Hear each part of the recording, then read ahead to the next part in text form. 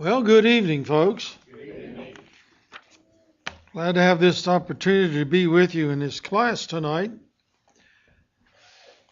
We still had, as I drove to the building tonight, there are still leaves on the tree, and they're very attractive. And we really have had a very nice fall, and the Lord's blessed us greatly with that.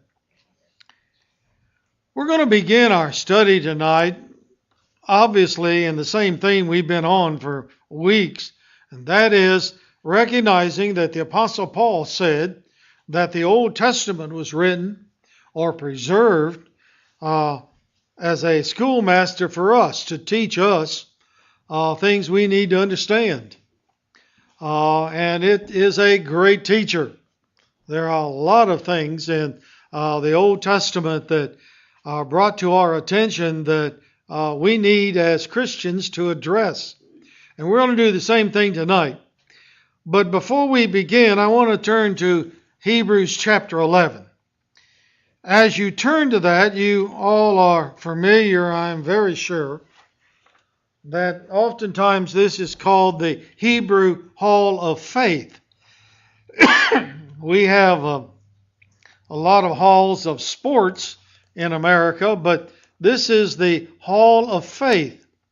And in this chapter, the writer, whoever he is, many people suppose it was the Apostle Paul, but if not, whoever he was, detailed in the early part of chapter 11 the faith of certain people. In that list is Noah. A lot of folks that I've known have been to, where is it, Kathy, in Kentucky? The Ark. About 40 miles, approximately 40 miles south of Cincinnati. Well, that doesn't tell me a town, but Well, I don't know. Williamstown, okay. A lot of people that have gone there, and I've not gone. Maybe, Lord willing, someday I will. If that's a replica that's close to the original ark, all they do is stand there and look at it with their mouth open. It's huge. But really, the ark is not what's important. It's Noah. He's the one that believed God, had the faith that God would save him, and had the faith to build an ark. And the Hebrew letter writer brings that to our attention. And in that list, there's a lot of folks. There's Abraham, of course, the father of the faithful, his wife Sarah, Isaac and Joseph and Jacob prior to that, and Moses. But I want to bring your attention down to verse 31 of that 11th chapter. Those are the individuals, and there's Rahab also, that the writer of the book of Hebrews specifically tells us details. Now I want you to remember this tonight. These people are remembered for their faith. Okay? That does not mean they're perfect. Remember the time that Abraham denied his wife? Isaac did the same thing, right? So we sit here and we study these individuals, but what the writer of Hebrews wants us to understand is these were men and women of great faith who made mistakes. Okay? Now, as we go down to verse 31, he's talking about Rahab. By faith, the harlot, Rahab, perished not with them that believed not, when she had received the spies with peace. That's the end of the discussion of these men and women of faith that have a lengthy discussion period. Look in verse 32. And what shall I say more? For the time would fail me to tell of. In other words, in our American English, the writer is saying, there are more of these people, but I don't have the time or the space to give all of the details. But remember, he's using these people as examples of faith. Now let's look at the list of individuals who have been faithful enough to be remembered in the Scriptures. But the details aren't given. Remember the faith of Gideon. We all know about Gideon, right? And for some reason, the number 300 sticks in our mind, right? Okay. Then there's Barak and of Samson. I debated last week, I guess it was, whether or not to make Samson the theme of our class tonight. And I chose not to. Samson was described in Scripture as a man of faith, but Samson had a lot of problems, didn't he? As one man said, what was his number one problem? Women. He had a lot of problems. He made a lot of mistakes. But he's included in the Hebrew Hall of Faith. So what we have to look at is the faith of Samson, and that doesn't mean we ignore his shortcomings. But we continue on. Of Samson, then of Jephthath, then of David and Samuel, and of the prophets. Now listen to these wording. Who through faith subdued kingdoms. Think about Daniel. Wrought righteousness, or did that which was right in the face of adversity. Obtained promises. Stopped the mouths of lions. We think of Daniel again. Quenched the violence of the sword, of fire. Escaped the edge of the sword. Out of weakness were made strong. You think of Samson, right? Out of weakness made strong. Waxed violent in flight. Turned to flight the armies of the aliens.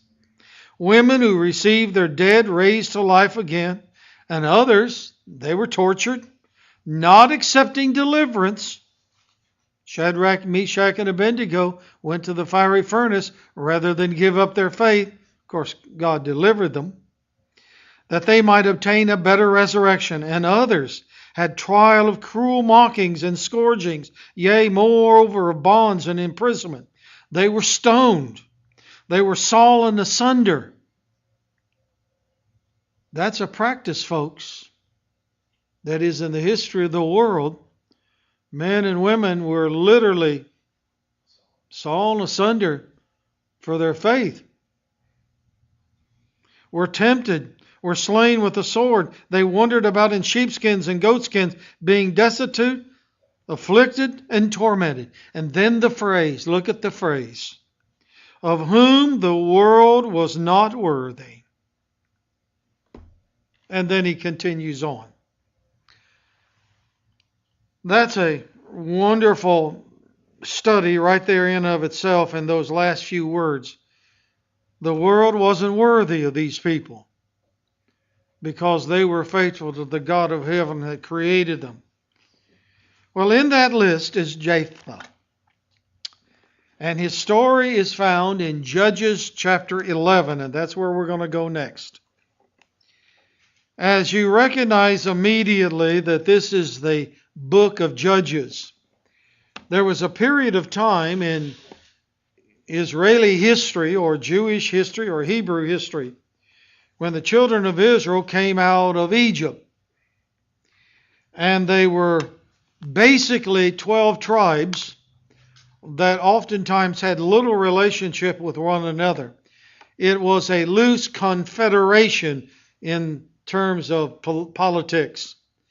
But finally, we recognize that after the conquering of the land of Canaan, a group of men and a woman rose up to be a judge over the children of Israel. There was Samuel, of course, and a host of others. Jephthath was one of those men. He was a judge not over all of Israel, but over a portion of Israel for a little over 6 years. Now, I'm not interested tonight in the background that is given in the 11th chapter. There's a brief background that we'll talk about, but there's a communication between Jephthath and the Amorite people that we're not really interested to in night because we want to look at the lesson involved. Jephthath was a man from Gilead. His father was Gilead, but he was the son of a prostitute. Now, Gilead was married, but had a relationship with this prostitute, and Jephthath was the product of that relationship. But Gilead had other sons and daughters, quite a few apparently. And when those sons grew up, they threw out their half-brother and said, "You don't belong to us. You're not part of our family because you're born of a strange woman." And so they literally kicked him out. The scripture doesn't tell us the details, and it doesn't tell us how old Jephthath was, but he's cast out. And he went to live in a distant area of Palestine. And there he surrounded himself with a group of men who do not have the highest of reputation. You can call them by a number of different descriptive words, but they're not the highest quality of men in terms of their behavior. Now, the thing I want to point out to you in verse 1 of the 11th chapter is this. The scripture says he was a mighty man of valor. And that simply means that he was a mighty warrior. Now, I don't know the characteristics that he possessed, but he was obviously a man of war. When the Amorite people, who were the enemies of the children of Israel, began to make war against the people of Israel, the civilization that surrounded the province of Gilead, or the mountain of Gilead, decided that they were going to be destroyed. In other words, we're going to be in conflict with our enemies and we're going to get beaten. We need help. So they sent for Jephthath. And there's a correspondence between the elders of Gilead and Jephthath. And Jephthath reminds them that you kicked me out. Okay? And now you want me to come back? And it's interesting, their response. They don't address that. They just simply said, "Yeah, but we need you now." And he says, "Here's what I'll do. I'll come if you'll make me the head," or I don't know the terminology that we ought to use, "if you'll make me the commander of your military, or the head of your people, or the captain," or whatever terminology he used. "And I'll do it." And they agreed to that. Then all of the verses that follow, basically the central part of the chapter 11, is a correspondence between Jephthath and the Amorite people. He trying to show them that they have no right to become an enemy of theirs. But they ignore his response. Now we want to turn to some of the reading here. Let's start in verse 29 of that 11th chapter. "And the Spirit of the Lord came upon Jephthath, and he passed over Gilead and Manasseh, and passed over Mizpah of Gilead. From the Mizpah of Gilead he passed over into the children of Ammon." And in verse 30, we're getting at the very heart of what we're talking about tonight. In verse 30, Jephthath vowed a vow. That's the King James translation. Let me, if I can, with your permission, to use some other words. When I perform a marriage ceremony, and I know Leroy's done it a lot of times, we often use the word vow. We talk about marriage vows. And one of those vows is, "Till death do us part." The word vow there means what? A promise. Or, in that case, commitment.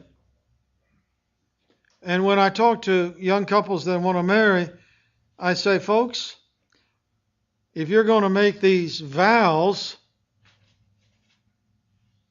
you're making a promise. And a promise is to be kept. I had one young couple said, we probably don't like your vows that you're going to use. We're going to write our own. I said, okay. But by the time we got through with that wedding ceremony, I'd stuck a couple in of my own. Chief of which was, till death do us part. So here it says that Jephthath vowed a vow or made a promise unto the Lord. And here's the promise. If thou shalt I'll get it in a moment. If thou shalt without fail deliver the children of Ammon into my hands, then, here's the promise, it shall be that whatsoever cometh forth of the doors of my house to meet me, when I return in peace from the children of Ammon, shall surely be the Lord's, and I will offer it up for a burnt offering. Now,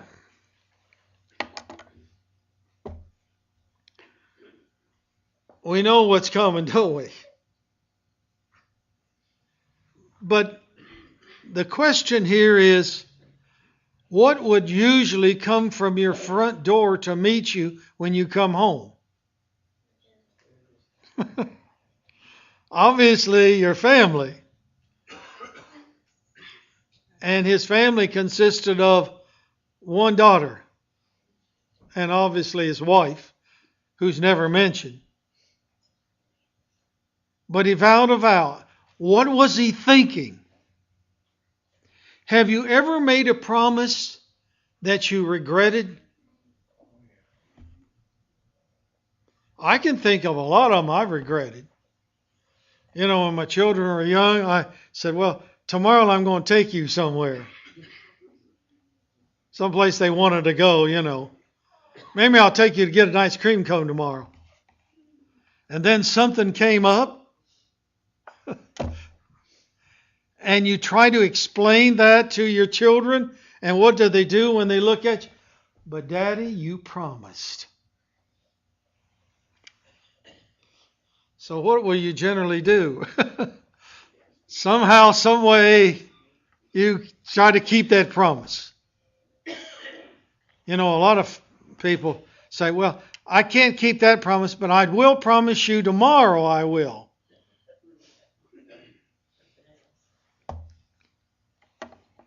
Well, that's his promise to God. If God will help deliver his enemies into his hands. In the verses that follow, the conflict takes place. And of course, God has delivered these people into the hands of Jephthath.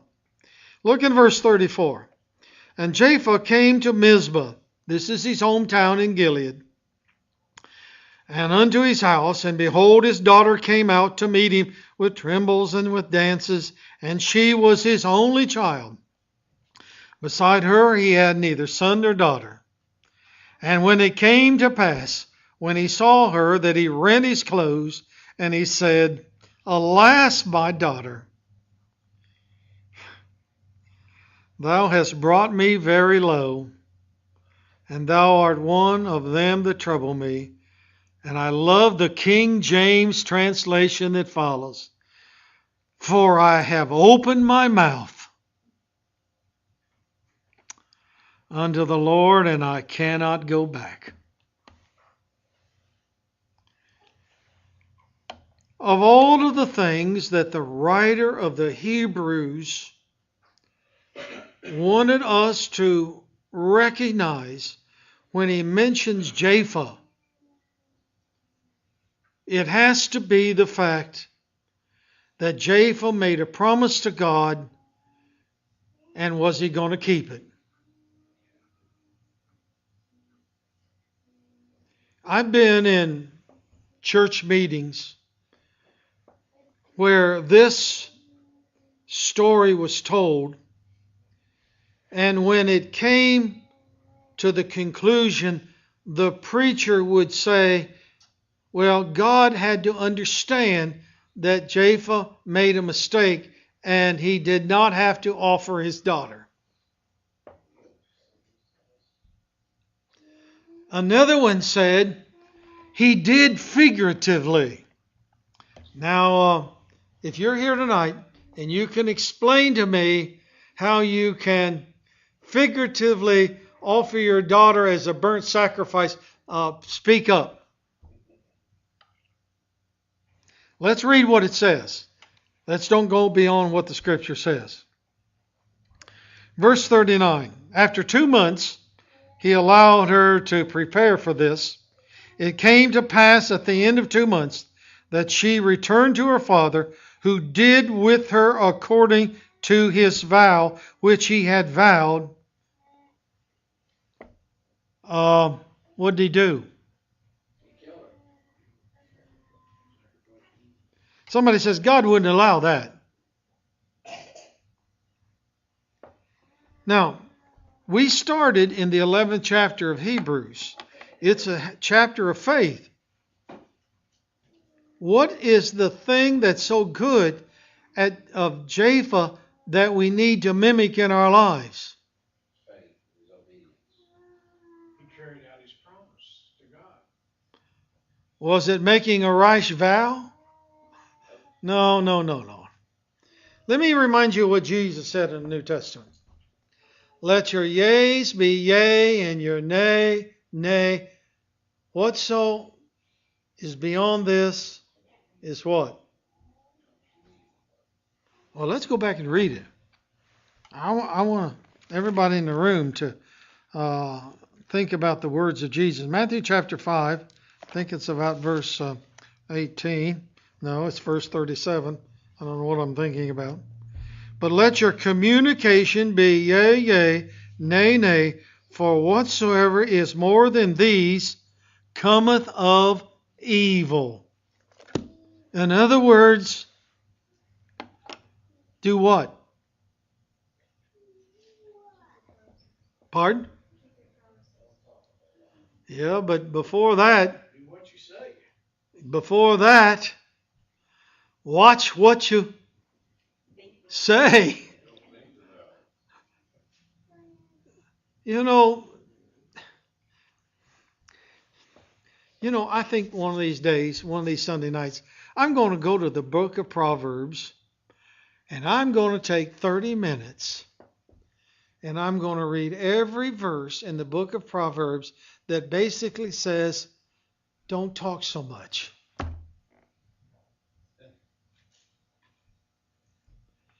In multiplicity of words, one translation says, in multiplicity of words, talking too much is evil.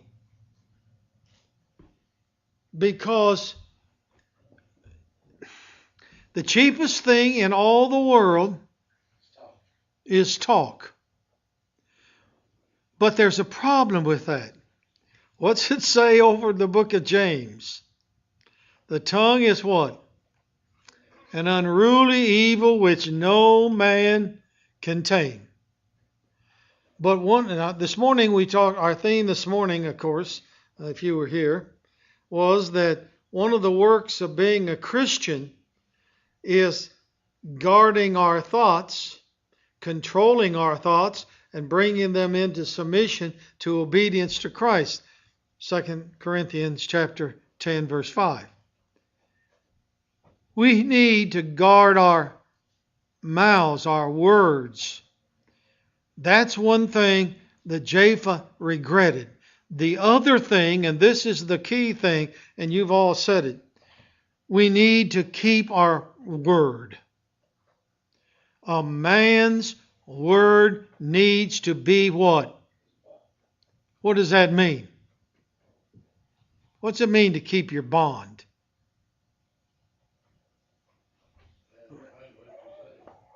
Well, the word bond here in the New Testament, and also the idea in the Old Testament is if you're going to buy a house, for example, you have to put some money down. What do you call that, Leroy?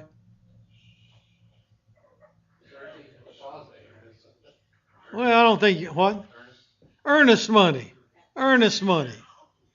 In other words, it's a sign of your promise to buy the property. We need to understand, folks, and I'd like to drill this into the heads of some folks I know. If you make a promise, you keep it. If at all humanly possible, you keep it. Jephthath paid a terrible price for opening his mouth and making a promise he shouldn't have made, but he made it to the God of heaven and he kept it. Now, when people come forward, or whether I meet with them in their home, or whatever the case might be, and they say, I want to become a Christian. I believe that Jesus Christ is the Son of God, and I want to be baptized for the forgiveness of my sins, just like they did in Acts 2 and so forth.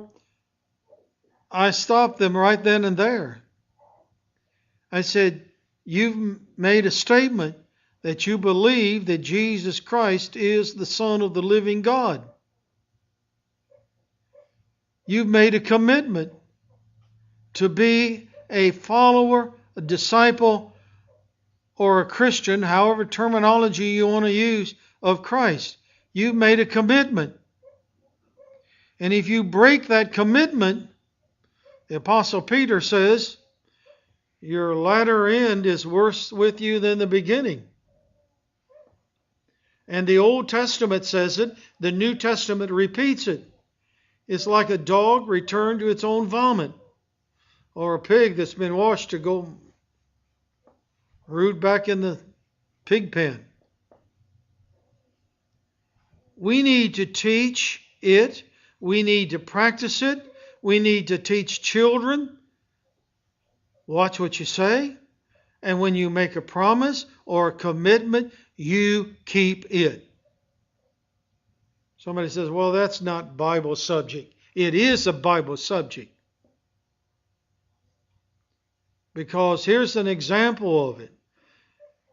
And there are many other examples of it.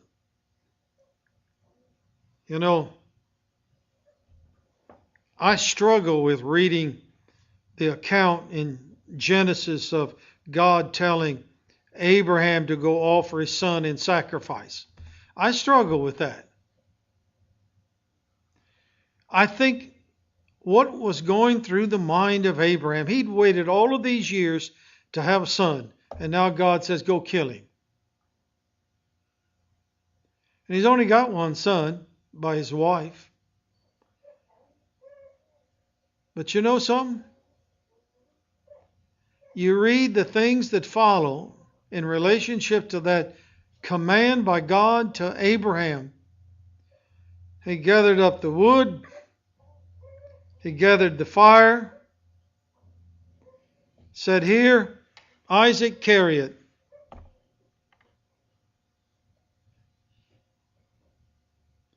And what was that poor man thinking all the way up to that mountaintop?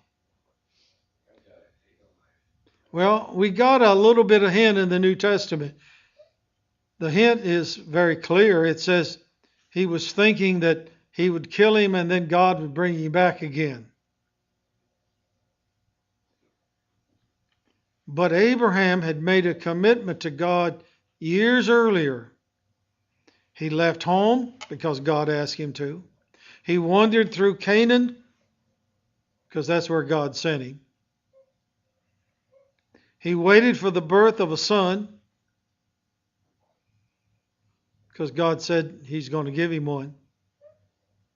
And now go kill him. He's the father of the faithful because he was willing to do what God had ever asked him to do.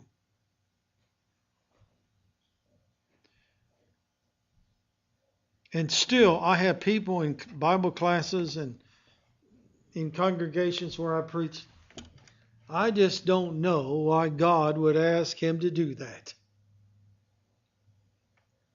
And I don't know how he could do it. Did he do it? Yeah, up here, right? He was willing to do it. So in this particular story, The New Testament wants us to recognize here's a man who made a commitment as rash as it was. He kept it to the God of heaven. Anybody want to add a comment or question to all of this?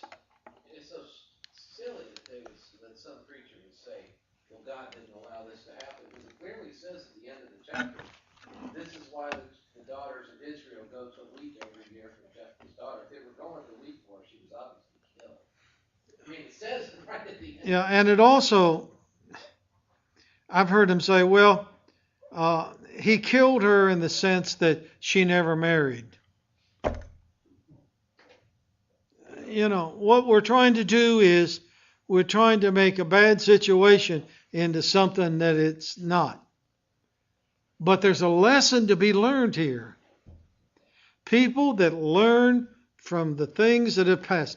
I read a quote in the Shopper magazine last week, and I guess I threw the thing out. I don't know who the man was that made the quote, and I thought it was the most revealing thing, and I can't even quote it to you, but it was something to the effect that we don't learn from history, and we don't learn from the mistakes of others, and all we do is, it won't happen to me. That's the gist of it. So thank you for listening tonight, and I hope it gives us something to think about this week. I'm going to ask you now to take your hymn book, please, and turn to 735, which is, what's the hymn? Poured out like wine. Okay. It's short. Yeah. And if someone has a need they want to share with us tonight, do so while we stand and sing, please.